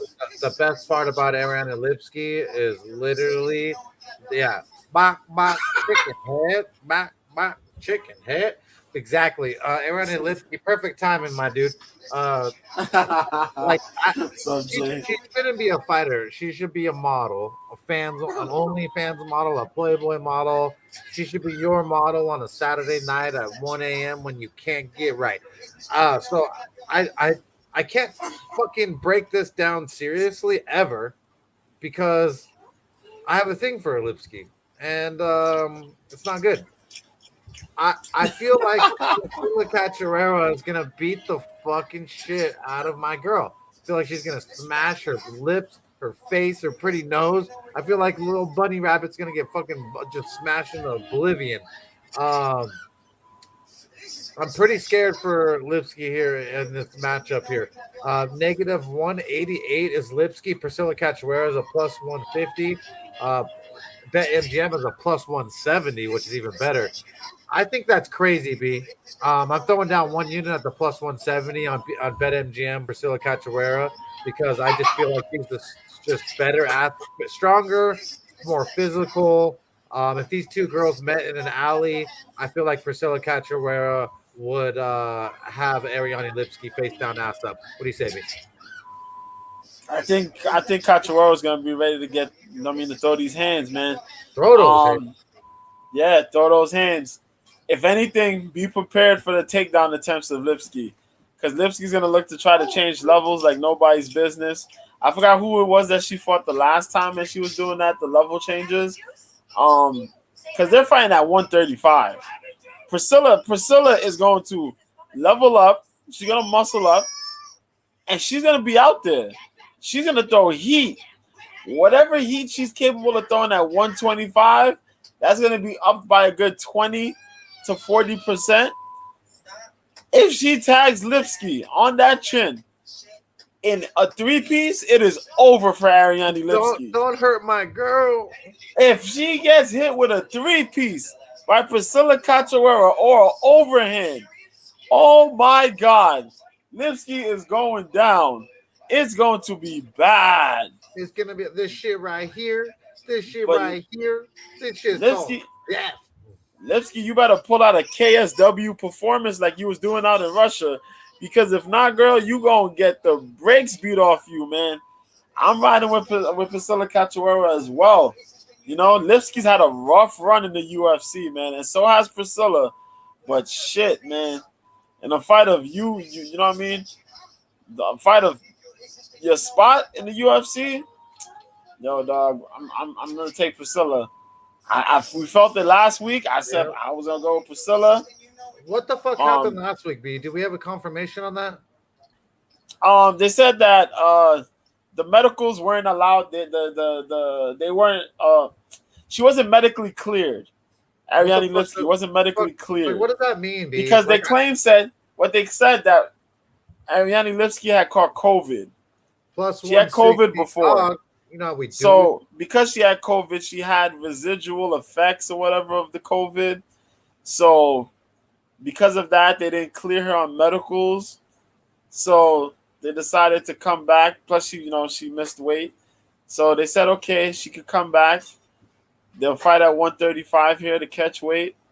We'll see what happens there. The only way you get this type of treatment is if you were clapping those cheeks on my boy Dana. I'm just saying, you know what I mean? They're trying to give Lipski a chance here. Hey, I'd give her a marketable chance fighter. Hey, I'll give you a chance too. You know what I mean? I'll give you a couple fucking chances. You know what I'm saying? But this is fighting. This is the Ultimate Fighting Championship. This ain't the Ultimate fucking Championship, even though we like it to be sometimes. You know what I mean? But I just don't feel like this girl wants to go hand for hand with this other girl. It's gonna be a good fight to watch, even though I feel like that it's going to be similar to last week where there were just girls getting pieced up. It's gonna be a good fight. Someone's getting hurt there. So make sure you tune into that one. The next fight of the night, B, I'll let you jump into that first. It is Devin, the Brown Bear Clark, takes on Azamat Murzakanov. Yes. Butchered that. Nah, you said it right, Murzakanov. Yeah, you did it right. Good job, Mike. Hey, Good job. You got First time got a Russian name right. So we got the Brown Bear Devin Clark, man, 13-6, 32 years old, 6 foot tall with a 75-inch reach, out of Sioux Falls, South Dakota. Training with Jackson Wink, picked up a win his last fight out against William Knight, where he actually stopped. It's like Jackson Stink instead of Jackson Wink. He stopped William Knight with the elbow and the hooks. Remember that nasty elbow he cracked William Knight with? Golly. That was crazy. But before that, though, he had the 2-fight lose. He lost to Kudalaba by unanimous decision. And then Anthony Smith caught him with a first-round triangle choke. Then he beat Alonzo Menefield by decision and Daquan Townsend. Devin Clark seems to find his footing here at light heavyweight, man. Although the last fight was a heavyweight fight because homeboy William Knight wasn't quite able to make that weight. Thank you for the like, Miguel Alista on Facebook. Appreciate that. Word. He's going up against Azamat Murzakanov, man. Now, Azamat Murzakanov, the professional, is undefeated at 11-0. 33 years old, 5'10" with the 71-inch reach, out of Nalchik, Russia, out of K Dojo Warrior Tribe. Last time we seen this man, he knocked out Tafon Nchukwi with a flying knee, 44 seconds in round 3. He beat up Mateus Scheffel with a right hook to ground strikes 3 minutes into round 1. Sidebar here: Mateus Scheffel's fighting tomorrow. Before the UFC fight night card starts, check out the PFL 8. That's PFL 8, right? I think so. That's gonna be at 12 noon tomorrow, 9 p.m. 9 a.m. Eastern, 12 noon. Coffee and fights, B. Nothing Eastern, better. Eastern.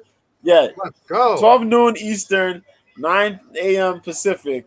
Biscuits Yes. gravy, Sheffield is one fight away from fighting for $1 million. So I recommend you guys go check that out, man. That's crazy. Yeah. But I gotta check and make sure if he's still gonna be on that card because a lot of people dropped from that card because of visa issues. PFL's stupid. But he was on a good win streak too. Nice win streak, this guy, Murzakanov. Murzakanov represents that, the Russian style. He has the wrestling, very fast for a light heavyweight, man. He was also going to fight a heavyweight, if I remember correctly. Was it him? Yeah, it was, which was kind of crazy. But yeah, man, very fast, very crafty with his skill set. Can switch it up whenever needed. Change levels pretty well. Has nasty hands, man. But Devin Clark is a pretty big boy. He's filled out that light heavyweight frame pretty well. Big old tree trunks for legs. Nasty leg kicks he puts on. Good spacing. Nice read on his opponents. Occasionally good with the takedowns. We're going to see if Murzakinov's takedowns, are going to be a little different. I'm going with Murzakanov, though. I like Azamat. I like his skill set. I think it poses a lot of problems. And I think he's a little bit too quick for Devin Clark. So that's where I'm going to go. Azamat hasn't fought a lot of people, though, huh? Like a lot of there's not a lot of experience with real like people. With people? Yeah, like real fighters. Like what? Andre Muniz is the only one? Nah. He's fought who's it? Guto Innocence, went from MMA to kickboxing. Okay, striker. He fought Andre Muniz a little bit beforehand. A lot of good fighters, a little bit through the fight nights and the ACB, as well as Brave. And Brave is one of the pretty good organizations that's managed to put out some good international fighters. Man. How are his hands, though? That's one thing I don't know about Azamat. How are his hands? His hands are pretty well. Pretty good. Good at using them to switch levels and to take down attempts. like to use the takedowns to get close enough to throw some dirty boxing strikes, which is something I really like about him. He likes to lose a little bit of his little dirty box, little dirty box, little Randy Couture-ish. So I like what he does, man. But it's gonna be a really tough fight for Devin Clark there. Yeah. But yeah, that's why I like Azamat. Yeah, that's the thing is if this Azamat guy has superior striking than Devin Clark and equal or better wrestling, then Devin Clark will have a hard time there. That's why you're seeing the odds makers give you Devin Clark at a plus 120, negative 145 for Azamat. I got to lean Azamat there too, but because of the fact that if the wrestling is better than Devin Clark has shown the falter there in the sense, but man, I really hate going against the people with more experience, and that is Devin Clark in that matchup. But with that said, I'll go with Azamat too because the fact that I feel like he cancels out the wrestling, ends up equaling the strike ends up being more superior, and then we ended up winning that bout. The next fight of the night, I'm gonna let you jump into that first. B, it's Yasmin Yago. Is it? Oh man, this one's tough. Uh Yagu, Ya Yaragu, Ja fucking Jaregui. yeah, that's Jaregui. fucking vicious, bro. I'm Mexican. I can't even say that shit at all. Jaregui. Lucindo from Jaregui. Brazil. So on this Yeah. fight here, B, what do you have to say? Butchered that. All right, so let's talk about it, man. Yasmin is a big deal. Yasmin will be making her UFC debut. She's undefeated. That's our girl. She's coming out of the Combates area, man. Um, Combate, she fought for Combate Americas. Last two fights was on Combate Global. Yeah. The girl's really fucking good, man. Really Yeah. good. Really good. Really good on her striking, man. And so she's coming in here with a big splash. They put on the main card here. She's going up against Uzman. There's a reason why Lucindo. this girl's never fought in the UFC and she's being put on this high on the card, B. You know what I mean? Yeah, yeah. They have big hopes for her, man. And the Mexican market, the Latin market. The Rasa, Yeah, homie. the Raza. Yeah, sure. Yes, sir. She's going up against Uzman Lucindo, who's 13-4, 20 years old, 5'3". They don't have a reach. For the Fortaleza, Brazil. She's currently on a 7-fight win streak. She has a lot of buzz behind her as well. That's why they're picking her up here as well. So both these girls will be making their debuts. And she has a pretty lengthy record here. We talking about 8 wins. 8 wins by KO TKO, 2 wins by submission, 3 by decision.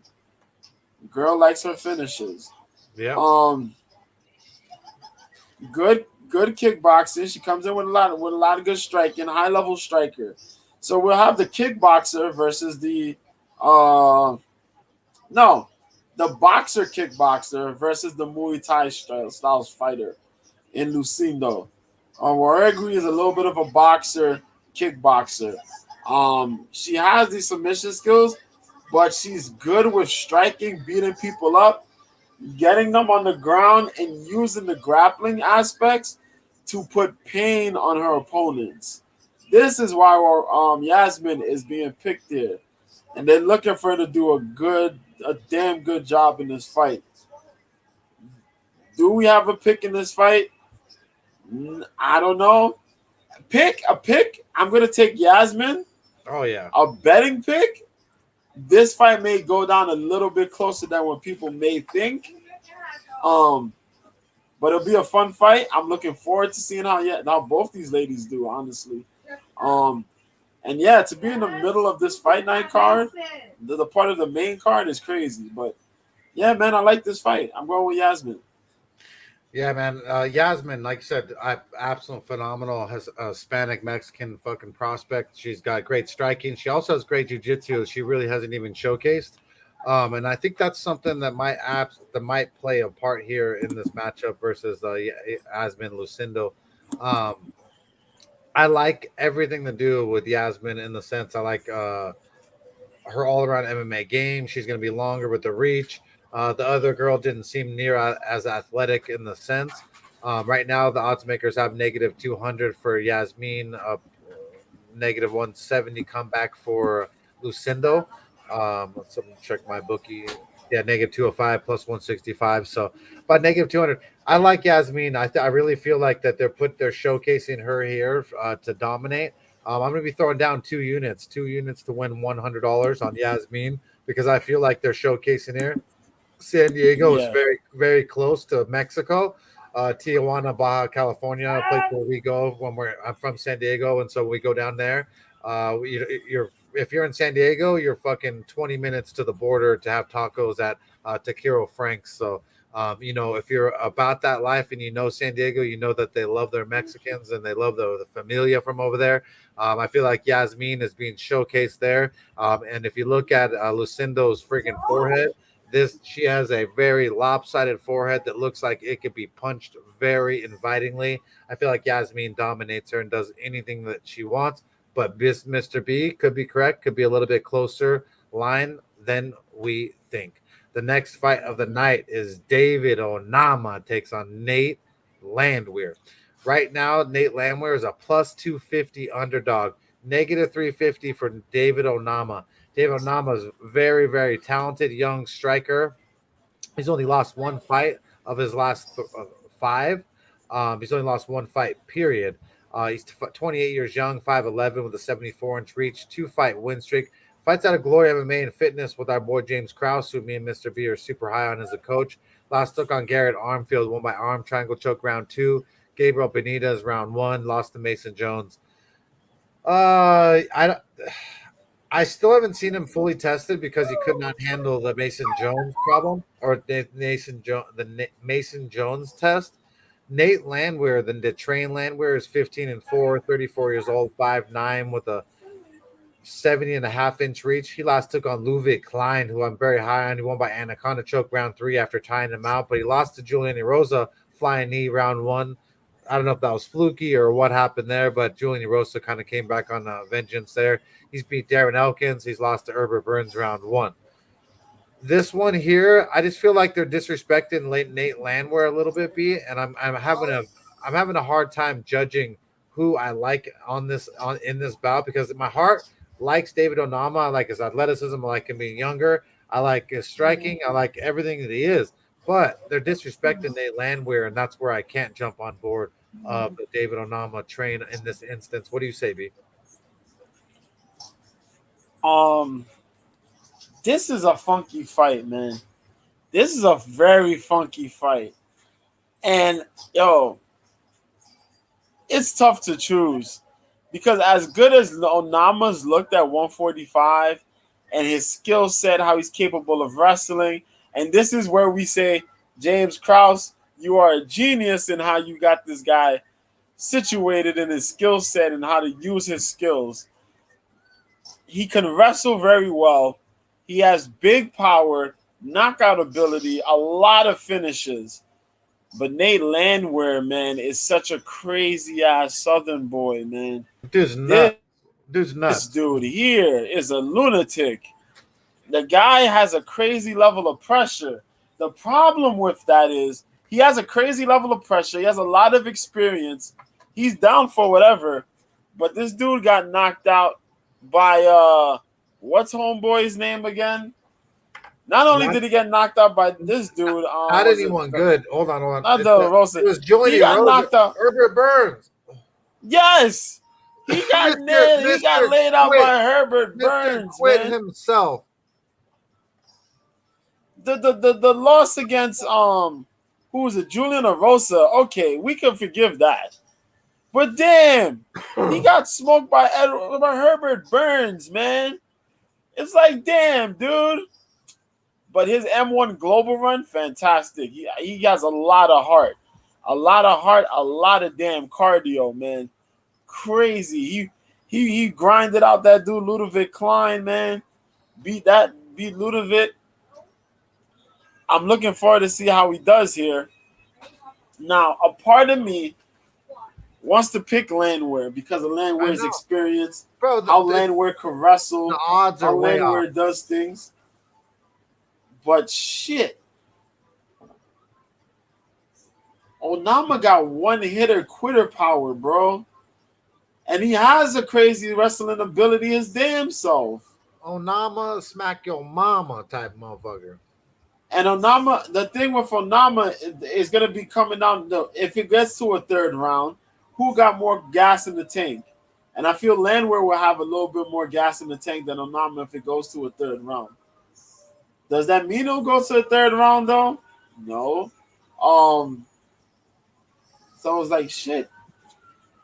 Bro, I'm so stoked that we get to wake up in the morning and fucking watch fights. I fucking such a degenerate. Fucking love it. I'm just like, yo, I'm so caught up in like, yo, Landwehr can actually pull this shit off. But Onama can actually pull this off as well. He has the speed ability and the power ability. And Landwehr's been touched on that chin before, man. 3.5 inches reach advantage for David Onama. From Uganda. Do we throw it in the air? I'm going to throw it in the air. It's tough. I'm going to take David Onama, dog. I'm going to take Onama over Landwehr. It should be like a closer line match, though, you know, B? Like that's what it is. Yes, like it should be closer. I can't throw down on David Onama. I don't want to risk it. No way. Yeah, if I have to have a pick, a betting pick is crazy. Just to take this fight and say, okay, we're gonna take this fight, and this fight doesn't go the distance. Yeah, that would be the bet. Yeah, you won't pick who wins. There's violence. Yeah, violence going down. Let me see what the unders are set at. The Mafia bookie has under 1.5 at plus 115. That's not a bad bet because the fact that I'm not seeing these two dudes aren't going in there to wrestle. I don't see Nate Landwehr going in the wrestle. I don't see fucking him Onama going in the wrestle. -1 plus 115 under 1.5. I feel like violence is the bet here, B. Word. And my boy JR Gomez just letting you all know once again, the prelims start at 1 p.m. Pacific time, 4 p.m. Eastern Standard Time in the Bronx, New York, just like we said earlier in the show. But we do have other fights there earlier in the night, earlier in the morning. Sorry. Is it PLF in the morning, right? Yeah, PFL. PFL's in the morning. We have PFL at 12 a.m. or 12 p.m. Eastern Standard Time for B, 9 a.m. Pacific Standard Time for me and JR Gomez over here on the West Coast. So we got all kinds of fights. We have coffee, beer. Don't fucking fuck up. Wake up, watch the fights, throw down some bets, have some fun. But we're gonna have a great Saturday morning. I'll tell you that, Humpy. Yes, we are. Yes, we are. So with that said, man, I'm going dog or pass here. There's no way that I could throw down on David Onama, even though I do like him there in the sense. Even on my hold on 1 second. Check on my initial read. No, you know what? On my initial read, I had Landwehr. So fuck. I'm going against that is so close. Dog or pass. I'm going dog or pass. I'm going with Landwehr, and that's exactly what I'm gonna do is I'm gonna stick with my gun. I'm going to go with Landwehr, dog or pass. I just can't do it. There's no fucking way I could throw down on David Onama for that. But the next fight of the night is going to be an absolute thriller. Marlon Chito Vera takes on Dominic, scared of horror movies, Cruz. And, I have a firsthand personal knowledge about my boy Cruz. My brother War Machine, lived at Brandon Vera's, one of his second houses. When Dominic Cruz was barely, I think, in the WEC. He came from Arizona as a wrestler with no money at all. I believe JR Gomez even went over there a few times with me to the Vera house where my brother, I believe Toby Imada, who submitted George Gamebred Masvidal, and then Dominic Cruz. So there's the three of them in this house. It was fucking crazy. There was a theater room down in the downstairs, or there was a theater room in the garage that Brandon Vera set up. And we used to always go in there and sit and fucking blaze and watch How High, and then watch Texas Chainsaw Massacre because I have a thing for Jessica Biel.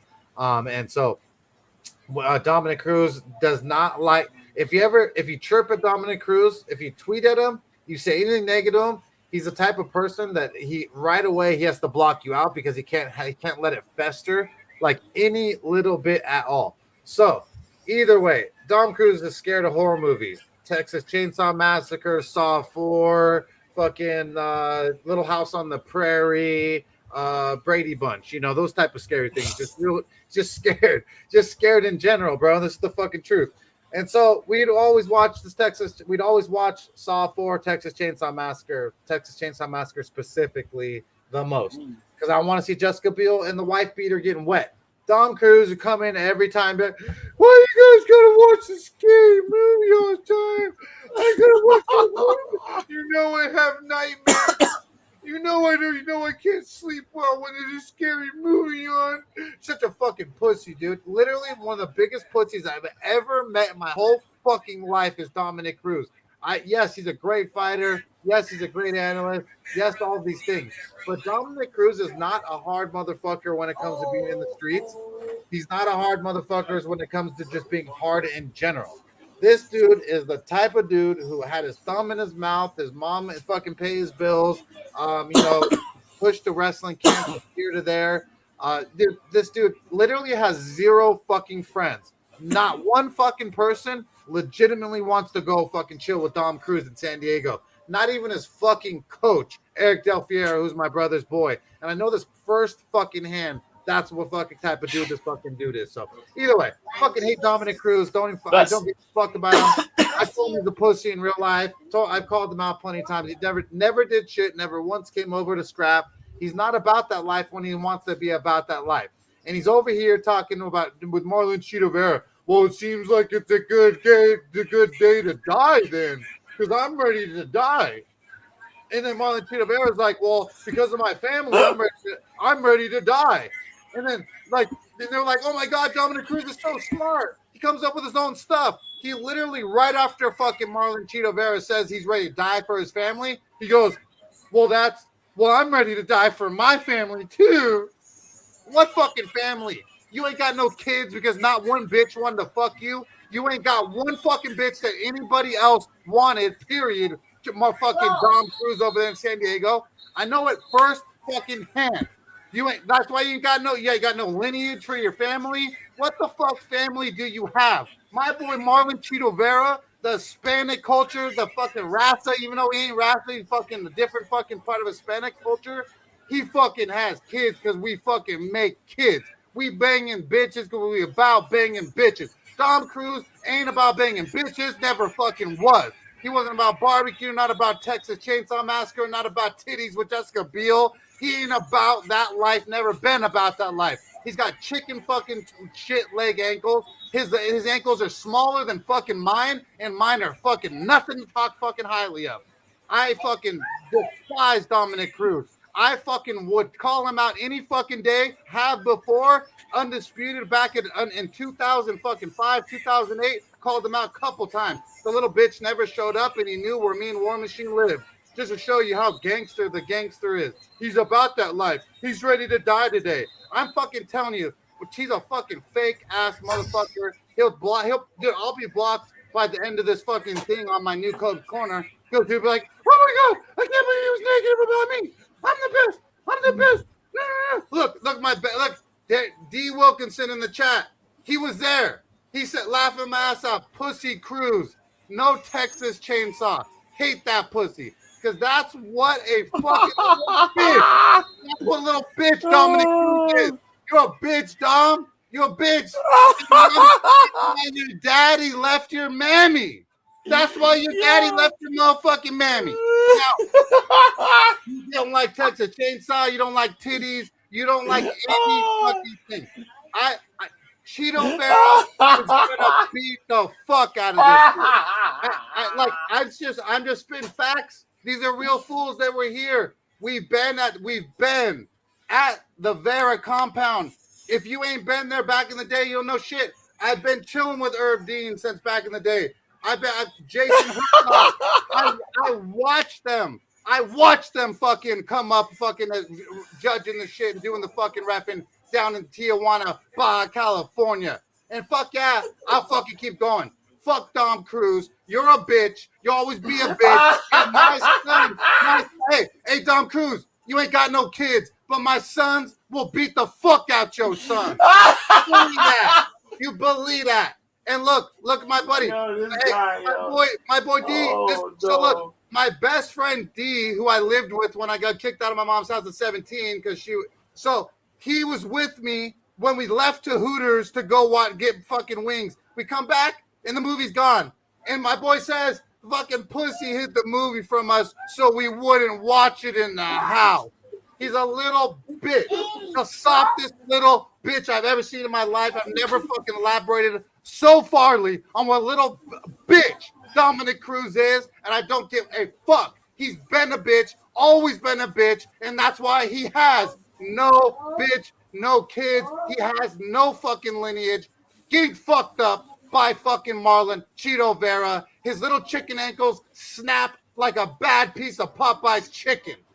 Now, B, you can break it down more professionally because fuck you, Dom Cruz. I'm about it.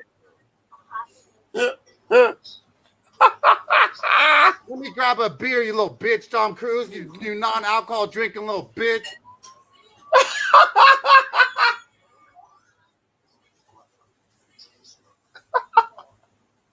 Yo. This man despises Dominic Cruz with a passion. And this is where we're about to get into full-on argument mode. Because even though he said all that, I'm gonna pick Dominic Cruz to win this fight. I don't even care. I knew you would take him, you fucking traitor. Hey, you guys remember this? B's from New York and he likes the Red Sox. Okay? First of all, even when you say all that, I still pick Dominic Cruz, man. And Dominic Cruz, all these title fights, Dominic Cruz has lost, but he has not yet lost a non-title fight. So I'm keeping that streak, that hope alive, and I hope he goes out there and he does what he got to do. Really tough fight though against Marlon Vera though, man. Vera has improved greatly. He has beaten up my homeboy Frankie Edgar with that nasty front kick. Oh, he killed our KO'd that man. Turned that man 50 years older than what he already is. Then all of a sudden, he went out there. Let's go. Fuck Cruz. And he annihilated my dude Rob Font, which I did not expect. I did not expect that to be that bad. He beat him worse than Jose Aldo beat him. That's bad. And, you know, I'm gonna be rooting for Dom Cruz in this one, man. But if Marlon Vera could get this win, then mega props to him. It's gonna be a tough fight for Cruz though, because we know Vera could do some dangerous things with those kicks. We know Vera could do some dangerous things if he could get Cruz to the ground. We understand Marlon Vera's Muay Thai mixed Latin fusion training that he's been doing, where he's cracking folks with elbows but putting some La Raza up on his little shots there and just dogging folks though, for real, with the constant pressure. And we know Cruz is a very evasive fighter, known for not getting hit as much as other fighters do. But if a man could crack you the way Marlon has cracked his last couple opponents, you're in for a damn. You're in some trouble, man. You're in some trouble. So I'm hoping Dominic Cruz has a really good performance, man. But if Vera gets the win here, damn, I don't know what to say. I gotta eat crow and come next Friday. I fucking hope he loses because I talk a lot of shit and I fucking keep talking shit. But because I talk so much shit, I just looked at the books and I'm gonna be throwing down $100, 1 unit down on Marlon Chito Vera wins by TKO, like the KOPE is me. Marlon Chito Vera is gonna snap those little bitch ass chicken ankles. I could already see fucking Dominic Cruz sitting on his little fucking no ass on the ground, holding his fucking ankle or his little fucking knee and being like, he's picking this guy to win. He's picking this guy to win. That's the type of fucking. He's picking this guy to win. Yeah, picking that. He's picking him to win. I'm picking him to beat the fuck out of him. So $100, 1 unit down, going out of plus 300 for Marlon Chito Vera to do. Yeah, that little bitch is scared. That little bitch. He's over that way. I don't even know. He's hey, which way did he go? Which way did he go? Hey, either way, we'll be back here this week. You know what? Hey, I'll even go out on a limb. See this hair? Once again, we did it before, right? Don't put it at risk. Hey, don't do it. On the line. The locks are going on the line because you're a bitch, Tom Cruise. You couldn't even grow hair this long. Dog, don't do it. You ain't got enough balls on the hair on your balls to even fucking have this much hair. So I'll cut my hair. I will shave. This whole thing will be cut to we'll say like a 4, like a 0. So like a military cut. If Tom Cruise actually is about my God life. But I know he ain't about that life, so I'll fucking braid my shit. I'll put dreadlocks in that shit if I fucking next week. Nope. If Dom wins, yeah. Style your hair just like Dom Cruise. I want the Dom Cruise cut on you, dog. I don't. Leslie, listen. I don't even know if my barber can do bitch. So I'll ask him. I'll ask him to like read a couple books about like how to cut bitch. So either way, but I really appreciate each and every one of you guys liking, subscribing, and tuning into me and Mr. B. Remember, this is a comedy show, but this is for cash and motherfucking bets. But everything I said about you, Cruz, I'm about it. So either come be about it or don't be about it. I'll be blocked by the end of the week because from the shit that I speak. But Mr. B, you want to shout out your Twitter handle? Sure, man. Catch me, man. If you try and look for your boy Mr. B at Mr. B 1986. I'm there I'm there. You want to see some fight info? I retweet it. I post up some tweets. Follow my peoples that I follow. Follow Mike too, man. Yeah, catch me, man. If not, you could drop a DM or something, some info you want us to talk about real quick or whatever, or you want to ask a question, drop it there, man. I'll check it out. Yeah, man. And catch me on the weekends on OK Live, man, where we be watching we have these little watch parties and we watch the fights and I give some commentary and some laughs. Yep. I appreciate you, B, always being here with me and shooting the shit and then going through my crazy ass always does. But until next week and until next time. It's a pleasure, man. It's a pleasure. It always is, man. We have a great time, but I love you guys. Definitely, appreciate you. Please like, subscribe, and give you guys some love. Until next week, till next time, let's fucking roll, baby.